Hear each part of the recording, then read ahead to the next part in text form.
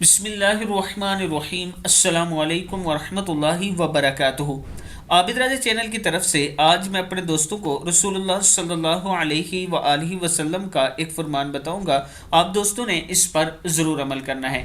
آسمان کی طرف انگلی اٹھا کر دعا کرنا۔ حضرت ابو ہریرہ رضی اللہ تعالیٰ عنہ فرماتے ہیں کہ رسول اللہ صلی اللہ علیہ وآلہ وسلم جب سفر کے لیے اپنی سواری پر سوار ہوتے تو اپنی انگلی سے آسمان کی طرف اشارہ کر کے فرماتے: اللہم انت الصاحب فی السفر والخلیفۃ فی الاہل، اللہم اصحبنا بنصحک وقلبنا بذمت، اللہم ازو لنا الارض وہون علینا السفر، اللہم انی اعوذ بک من وعثاء السفر وکابۃ المنقلب۔